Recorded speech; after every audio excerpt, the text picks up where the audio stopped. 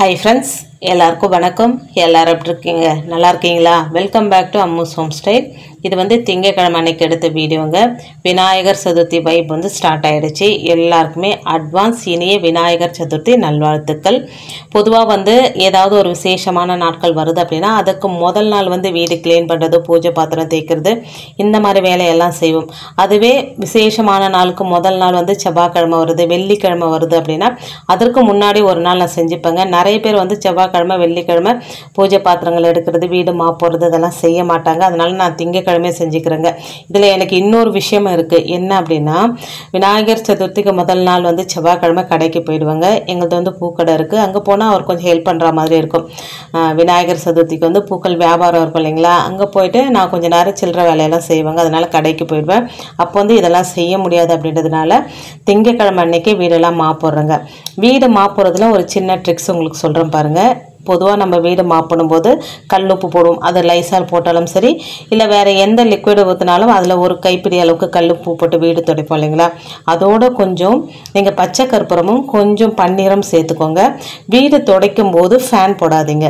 வீடெல்லாம் துடைச்சி முடிச்சுட்டு ஓரளவுக்கு காஞ்சிட்டதுக்கப்புறம் ஃபேன் போட்டிங்க அப்படின்னா வெள்ளையாக தெரியாதுங்க. நம்ம வீடு போட்டுட்டு அதுக்கப்புறம் பார்க்கும்போது காஞ்சதுக்கப்புறம் பார்க்கும்போது ஒரு மாதிரி வெள்ளையாக தெரியும் பார்த்தீங்களா, அந்த மாதிரிலாம் தெரியாது. இந்த டிப்ஸை ஃபாலோ பண்ணிக்கோங்க. இப்போ வெளியே கார் பார்க்கிங்கெல்லாம் வந்து கழுவி விட்டுட்டேங்க. துடைக்கலை, கழுவி விட்டுட்டேன். கழுவி விட்டுட்டு வெளியே வரும்போது குதிரை ஒன்று பார்த்தேங்க. அது வந்து ஒரு 2 வீடு முன்னாடி இருக்குது. அவங்க பொண்ணுக்கு ரொம்ப பிடிச்சி இந்த குதிரையை வாங்கியிருக்கிறாங்க. இந்த குதிரையோட விலை வந்து 2 லட்ச ரூபாவாங்க. இதுக்கு ஒரு தனியாக ஒரு ஆள் போட்டு மெயின்டைன் பண்ணிக்கிறாங்களாம். அதுக்கு வந்து குளிப்பாட்டுறது, தீவனம் வைக்கிறது, அந்த மாதிரிக்கெல்லாம் ரொம்ப ஆச்சரியமாக இருந்ததுங்க எனக்கு. அதுவும் நம்ம இந்த மாதிரி சைடில் வந்து குதிரை வளர்க்குறதுலாம் பெரிய விஷயம் இல்லைங்களா. குதிரை வாங்குறத விட அதை மெயின்டைன் பண்ணுறது ரொம்ப ரொம்ப பெரிய விஷயம். வேறு எதுக்குமே யூஸ் பண்ணுறதில்ல. சும்மா ஒரு பெட்டு வளர்க்குற மாதிரி, நம்ம எப்படி நாய் பூனை வளர்க்குற மாதிரி குதிரையை வளர்த்துட்ருக்குறாங்க. நம்ம வீட்டுக்கு முன்னாடி சுண்டைக்காய் செடி அதுவாக வளர்ந்தது தாங்க. சூப்பராக கொத்து கொத்தாக காய்ச்சிருக்குது. அதே போல் பாவக்காய் செடியாக வளர்ந்துருக்கு. ஒரு முள்ளு மண்டை வெட்டி போட்டுருக்குறாங்க. ஆடு மாடு எல்லாம் மேய்ஞ்சிருது அப்படின்னு சொல்லிட்டு. இந்த சைடு வந்தோம் அப்படின்னா சின்னதாக ஒரு தோட்டம் இருக்குங்க. இதில் எல்லாமே பூச்செடி தான் இருக்கும். செம்பருத்தி பூ தினமுமே 2, 3 அந்த மாதிரி பூத்துட்டு இருக்குதுங்க. அதை 2 பூ பூத்துருக்கு இன்னைக்கு. அதை வந்து சாயந்தரமாக பூஜை பாத்திரம்லாம் க்ளீன் பண்ணிவிட்டு விளக்கேற்றும் போது அந்த 2 பூ வச்சு விளக்கேற்றலாம் அப்படின்னு வச்சுருக்கிறேன்.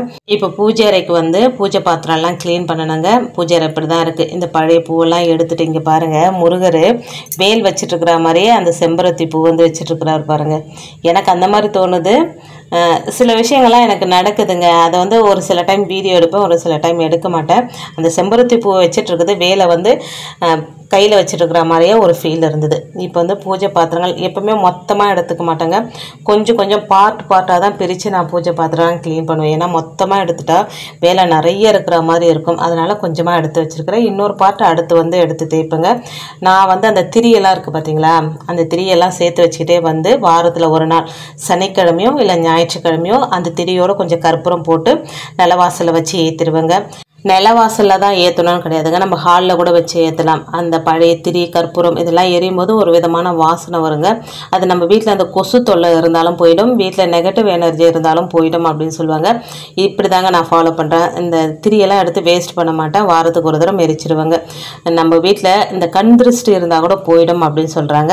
இது எந்த அளவுக்கு உண்மைன்னு தெரியல. எனக்கு விளக்கேற்றின திரியே குப்பையில் போகிறதுக்கு மனசு வரல. அதனால் இதை நான் செஞ்சுக்கிறேங்க. நான் விளக்கு பாத்திரம் தேய்க்கிறதுக்கு நிறைய லிக்விட் வந்து ட்ரை பண்ணி பார்த்துட்டேங்க. ஆனாலுமே நம்மளுக்கு எப்பவுமே கை கொடுக்கறது சபீனா எலுமிச்சம்பழம், அதோட வந்து கொஞ்சம் விம் லிக்விட். இதுதாங்க. இதோட போட்டு மிக்ஸ் பண்ணிவிட்டு நம்ம விளக்கு பாத்திரம் தேய்ச்சோம் அப்படின்னாலே பளிச்சுன்னு ஆகிடுங்க. இதில் இன்னொரு டிப்ஸ் என்னென்னா, டேப் வாட்டரில் கழுவிட்டு நம்ம வந்து குடிக்கிற ஆர்ஓ வாட்டர் இருக்குது பார்த்தீங்களா, அந்த ஆர்ஓ வாட்டரில் கழுவிட்டு நல்லா துடைச்சிட்டு விபூதி பூசி வச்சிட்டோம் அப்படின்னா 2 வாரம் வரைக்குமே நல்லா பளிச்சுன்னு இருக்குங்க. இது நிறைய பேருக்கு தெரிஞ்சிருக்கும், தெரியாதவங்களுக்காக சொல்கிறேன். இப்போ டேப் வாட்டரில் கழுவிட்டு ஆர்ஓ வாட்டர் பிடிச்சிட்டு இருக்கிறேங்க. இந்த டேப் வாட்டரில் கழுவிட்டு இதில் மூழ்த்தி எடுத்துகிட்டு ஒரு 4-5 பாத்திரம் சேர்ந்தது அப்படின்னா உடனே காட்டன் துணி வச்சு துடைச்சிட்டு எடுத்து வச்சுருவேன். மஞ்சள் குங்குமம் வைக்கும் போது விபூதி வச்சு துடைச்சிடுவாங்க. இப்போ நமக்கு ஹெல்ப்புக்கு யாராவது ஆள் இருக்கிறாங்க அப்படின்னா நம்ம கழுவி கொடுக்க ஒரு ஆள் துடைச்சி வச்சாங்க அப்படின்னா ஈஸியாக வேலையாயிடும். ஆனால் எனக்கு இதெல்லாமே செய்கிறதுக்கு ஒரு நாள் ஃபுல்லாக ஆகிடுதுங்க. இன்றைக்கி வந்து வீடு க்ளீன் பண்ணுறது, மாப் போடுறது, கோலம் போடுறது, நிலவாசல் மஞ்சள் குங்குமம் வைக்கிறது, கோலம் போடுறது, பூஜை பாத்திரம்லாம் க்ளீன் பண்ணுறது, மஞ்சள் குங்குமம் வைக்கிறது, இந்த வேலையே சரியாக போச்சுங்க. கடைக்கு கூட போகலை. நாளைக்கு காலையில் கடைக்கு போயிடுவாங்க. செவ்வாய்க்கிழமை வீட்டில் எப்பவும் போல் முருகருக்கு தீபம் ஏற்றி வழிபாடு செஞ்சுட்டு கந்த சஷ்டி கவசம் படிச்சுட்டு கடைக்கு போயிட்டோம் அப்படின்னா ஈவினிங் தான் வருவாங்க. நாளைக்கு ஃபுல்லாக வீட்டில் இருக்க மாட்டேன், கடையில் தான் இருப்பேன். அதே போல் விநாயகர் சதுர்த்தி அன்னைக்கு காலையில் வழிபாடு செஞ்சுட்டு போவேனா இல்லை போயிட்டு வந்து வழிபாடு செய்வேனா அப்படின்னு எனக்கு தெரியலைங்க. இப்போ ஆர்டர் நிறைய இருக்குது அப்படின்னா ஹெல்ப் பண்ணுறதுக்கு காலையில் போயிடணும். காலையில் போயிட்டோம் அப்படின்னா எப்படியுமே 9 மணிக்கு மேலே தான் விநாயகரை வீட்டுக்கு அழைச்சிட்டு வரணும். அப்போ தான் நல்ல நேரமாக சொல்லப்பட்டிருக்குங்க. ஸோ அது வரைக்கும் கடையில் இருந்துட்டு அதுக்கப்புறம் விநாயகரை அழைச்சிட்டு வீட்டுக்கு வந்து ரொம்ப சிம்பிளாக தான் வழிபாடு செஞ்சுப்பேங்க. இப்போ விளக்கு தேய்க்கிறோம் அப்படின்னா முதல்ல என்ன பண்ணணும், மஞ்சள் குங்குமம்லாம் கழுவிட்டு கொஞ்சம் விம் லிக்விட் விட்டு முதல்ல அந்த எண்ணெய் பிசுக்கெல்லாம் கழுவிட்டு அதுக்கப்புறம் இந்த பேஸ்ட் வச்சு தேய்ச்சோம் அப்படின்னா அந்த எண்ணெய் பிசுக்கும் போயிடும், விளக்கும் நல்லா பளிச்சுன்னு ஆயிடுங்க. விளக்கு தேய்க்கும் போது நம்ம செய்யக்கூடாத தவறு என்னென்னா அம்மனோட முகம் இருக்கும் பார்த்தீங்களா, அந்த முகத்தை மட்டும் நம்ம தேய்க்கக்கூடாதுங்க. முகம் வந்து ஃப்ரெஷ்ஷாக அப்படியே கலையாக இருக்கணும், சைடில் தான் தேய்க்கணும். அம்மன் முகம் தேஞ்சு போச்சுன்னா அந்த விளக்கு ஏற்றுறதுல வந்து எந்த பிரயோஜனமும் இல்லை அப்படின்னு சொல்லுவாங்க. இது வந்து எனக்கு மாமியார் சொன்ன டிப்ஸுங்க.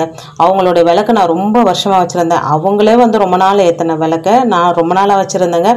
இந்த வீட்டுக்கு புது வீட்டுக்கு வரத்துக்கு முன்னாடி தான் வந்து அந்த விளக்கு மேலே இருக்கிற அந்த இது உடஞ்சி போச்சுங்க. அதை மாற்றிட்டு நான் வேறு பொருளாக வாங்கிட்டேங்க. அந்த மணி இந்த மாதிரிலாம் சேர்த்து பூஜை பாத்திரம் வாங்கும்போது சேர்த்து வாங்கிட்டேங்க. அவங்க சொன்ன விஷயந்தான், எப்பவுமே எந்த ஒரு காமாட்சி அம்மன் விளக்காக இருக்கட்டும், அஷ்டலட்சுமி விளக்காக இருக்கட்டும் முகத்தில் தேய்க்கக்கூடாதுங்க, சைடில் தேய்ச்சிக்கணும். முகம் அப்படியே இருக்கணும், தேயக்கூடாது அப்படின்னு சொல்லுவாங்க. இது வந்து எனக்கு அப்பா வாங்கி கொடுத்த விளக்குங்க. தேய்ச்சிட்டு அந்த சைடில் நான் வந்து ப்ரஷ் வச்சு கூட தேய்க்க மாட்டேங்க. விளக்குக்கு ரொம்ப எண்ணெய் பிசுக்கு அப்படி இருந்தது அப்படின்னா ப்ரஷ் வச்சு தேய்ப்பேன். மற்றபடி கையிலேயே நல்லா தேய்ச்சிடுவேன். சைட்லலாம் நல்லா தேய்ச்சிட்டோம் அப்படின்னா நல்லா பளிச்சுன்னு ஆகிடுங்க. நம்ம டேப் வாட்டரில் கழுவிட்டு நல்லா ஆர்வோ வாட்டரில் கழுவிட்டோம் அப்படின்னா எவ்வளோ பளிச்சுன்னு இருக்குது பாருங்கள். இந்த விளக்கு வாங்கியும் கிட்டத்தட்ட ஒரு 20 வருஷத்துக்கு மேலே ஆகிடுச்சுங்க. பூஜை பாத்திரம்லாம் க்ளீன் பண்ணி வச்சுட்டு நம்ம வீட்டுக்கு பக்கத்துலேயே வெள்ளருக்கு செடி இருக்குங்க. இப்போ வந்து இந்த சைட்லாம் கொஞ்சம் வெள்ளருக்குல சாதா இருக்கு செடியே இருக்குது. பட் இது வந்து யாருமே பார்க்கல. ஒரு 2 நாள் முன்னாடியே வந்து விற்கிறதுக்காக எல்லா இருக்கும் பூ வந்து பறிச்சுன்னு போயிட்டாங்க. இது அவங்க கண்ணில் மாட்டாமல் இருந்தது. நம்ம வீட்டுக்கு அந்த செவத்தை ஒட்டினா மாதிரியே இருக்குங்க. அதை தான் நான் பறிச்சிட்ருக்கிறேன். இதை என்ன பண்ணுவேன் அப்படின்னா நைட்டே கோத்து எடுத்து ஃப்ரிட்ஜில் வச்சுருவேங்க. விநாயகர் சதுர்த்தி அன்றைக்கி நமக்கு கிடைக்காது. வெள்ளருக்கு கிடைக்கிறது பெரிய விஷயம் இல்லைங்களா. வெள்ளருக்கு பூ பறித்து எடுத்துன்னு வந்து வச்சுட்டேங்க. நைட்டு தூங்க போகிறதுக்கு முன்னாடி எல்லா வேலையும் முடிச்சுட்டு இதை கோத்து எடுத்து வச்சுப்பேன். இப்போ விளக்கு சாமான்லாம் தேய்ச்சி எடுத்துகிட்டு வந்து துடைச்சி வச்சுட்ருக்குறேங்க. கொஞ்சம் விபூதி வச்சு துடைச்சிட்டு மஞ்சள் குங்குமம் வைக்கணும். இப்போ நிலவாசலே மஞ்சள் குங்குமம் வைக்கணுங்க. இப்போ போய்ட்டு நிலவாசலில் மஞ்சள் குங்குமம் வச்சிடலாம். நிலவாசலில் வைக்கிற மஞ்சள் குங்குமம் மஞ்சள், அதுக்கப்புறம் கொஞ்சம் பன்னீர், கொஞ்சம் ஜவ்வாது பவுடர், நல்லா வாசமாக இருக்குங்க. ஒரு 2லேருந்து 3 நாள் வரைக்கும் நல்ல வாசமாகவே இருக்கும். அதை தான் போட்டு மிக்ஸ் பண்ணிவிட்டு நிலவாசலில் கோலம் போடக்கூடாது, அந்த மாதிரி கோடு போடக்கூடாது அப்படின்னு சொல்லுவாங்க. அதனால் நான் கோலம் எல்லாம் போடுறது இல்லைங்க.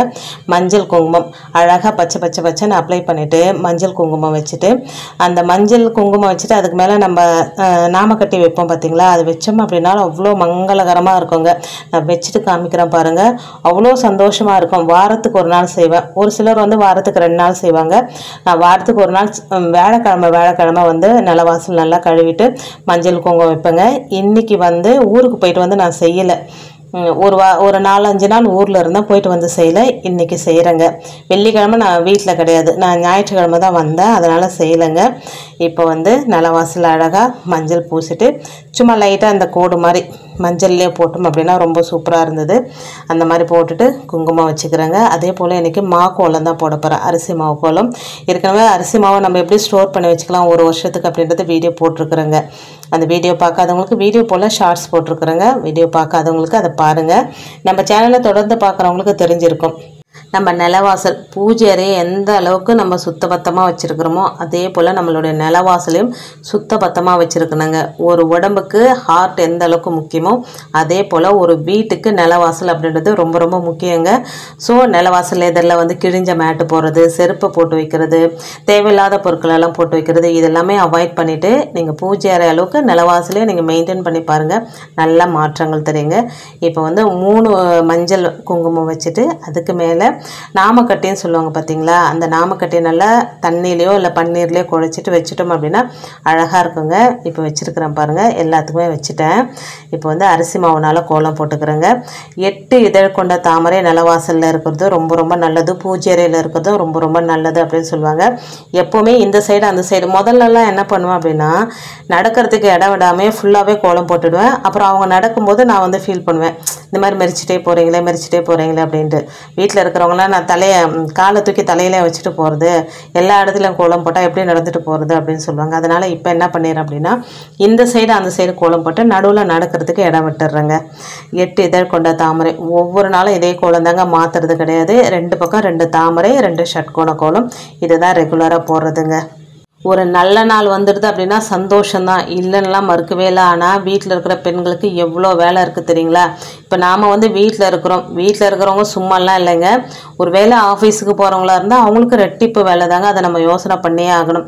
இப்போட நான் இந்த வேலை இல்லைன்னா கடைக்கு போயிருப்பேன், இன்றைக்கி ஃபுல்லாகவே நான் சொல்லிட்டேன், இன்றைக்கி ஃபுல்லாக என்னால் வர முடியாது, வீட்டில் இந்த வேலையெல்லாம் பார்த்துக்கிறேன், நான் வந்து செவ்வாய்க்கிழமை காலையில் கடைக்கு வந்துடுறேன் அப்படின்னு அவர்கிட்ட சொல்லிட்டேங்க. இந்த வேலையெல்லாம் செய்கிறதுக்கே எனக்கு ஒரு நாள் ஆகிடுச்சுங்க. காலையில் ஆரம்பித்தேன், நடுவில் கொஞ்சம் நேரம் ரெஸ்ட் எடுத்து சாயந்தரம் தாங்க இந்த வேலையை முடிச்சிட்டேன். சாயந்தரம் எல்லாமே ரெடி பண்ணி வச்சுட்டு ஒரே ஒரு தீபம் மட்டும்தான் ஏற்றினேன், மற்றதெல்லாம் நாளைக்கு செவ்வாய்க்கிழமை தான் ஏற்ற போகிறேங்க. செவ்வாய்க்கிழமையே வந்து சதுர்த்தி திதி தொடங்கிடுது, 4 மணிக்கே சதுர்த்தி திதி தொடங்கிடுதுங்க. ஆனால் நமக்கு விநாயகர் சதுர்த்தி வந்து புதன்கிழமை தான், அதாவது சூரிய உதயத்தின் போது எந்த திதி இருக்குதோ அந்த திதி தான் அந்த நாளுக்குரிய திதியாக நாம் எடுத்துக்கணும். அப்படின்றதுனால புதன்கிழமை வந்து ஒரு 5 மணி வரைக்குமே நமக்கு சதுர்த்தி திதி இருக்குங்க. ஸோ காலையில் வழிபாடு செய்கிறவங்க, மதிய வழிபாடு செய்கிறவங்க, ஒரு சிலர் ஒவ்வொருத்தருக்கும் ஒவ்வொரு மாதிரியாக இருக்கும் வழிபாடு செய்கிறது, அந்த முறைப்படி வழிபாடு செஞ்சுக்கலாம். ரொம்ப ரொம்ப எளிமையான தெய்வம் யாருன்னா விநாயகர் பெருமான் தாங்க. எந்த மூலையில் பார்த்தாலும் விநாயகர் பெருமானுக்கு திசையே இல்லை அப்படின்னு சொல்லுவாங்க. ஏன்னா அவர் வந்து எந்த திசையில் இருந்தாலும் வழங்கலாங்க, எப்படி வேணாலும் வச்சு வழங்கலாம். ஒரு சில தெய்வங்களுக்கு இந்த திசையில் தான் வைக்கணும், அந்த திசையில் தான் வைக்கணும் அப்படின்னு சொல்லுவாங்க. ஆனால் விநாயகர் பெருமானுக்கு அந்த மாதிரி எந்த கட்டுப்பாடும் கிடையாதுங்க. அதே போல் ரொம்ப ரொம்ப எளிமையான தெய்வம், பிடிச்சு வச்சா பிள்ளையார் அப்படின்னு சொல்லுவாங்க. சாணத்தில் பிடிச்சாலும் சரி, மஞ்சளில் பிடிச்சாலும் சரி, சந்தனத்தில் பிடிச்சாலும் சரி, 2 அருகம்புல் வச்சுட்டு ஒரு மஞ்சள் குங்குமம் வச்சிட்டோம் அப்படின்னா அதில் வந்து ஆவாகனம் ஆகிடுவாருங்க. ஒரு வெத்தலைப்பாக்கு, வாழைப்பழம், அவல் பொறி கடலை வச்சாலே விநாயகர் பெருமான் சந்தோஷமாக ஏற்றுப்பாருங்க. இருந்தாலுமே விநாயகர் பெருமான் வந்து ஒரு சாப்பாட்டு பிரியர். அவருக்கு பிடிச்சமான நாளில் அவருக்கு பிடிச்சமான பொருட்களை என்னெல்லாம் நம்மளால் செஞ்சு வைக்க முடியுமோ அதெல்லாம் செஞ்சு வச்சோம் அப்படின்னா விநாயகர் பெருமான் சந்தோஷமாக ஏற்றுக்கிட்டு நமக்கு என்ன வரம் வேணுமோ அதை கண்டிப்பாக கொடுத்துடுவாரு அப்படின்னு சொல்லப்படுதுங்க. நம்மளுடைய விருப்பம்தான், எதுவுமே கட்டாயம் கிடையாதுங்க. இப்போ வந்து விளக்கு சாமானுக்கெல்லாம் அழகாக மஞ்சள் குங்குமம் எடுத்து வச்சுருக்கிறேன், இதெல்லாம் எடுத்து மேடையில் எடுத்து வச்சுருந்தேங்க. இன்றைக்கி வந்து சிம்பிளாக ஒரே ஒரு தீபம் ஏற்றி தான் வழிபாடு செஞ்சுக்க போகிறேன். நாளைக்கு செவ்வாய்க்கிழமை சதுர்த்தி திதியும் வந்து 4 மணிக்கு தொடங்கிடுது இல்லைங்களா. நாளைக்கு வந்து தீபம் ஏற்றி வழிபாடு செஞ்சுப்பாங்க.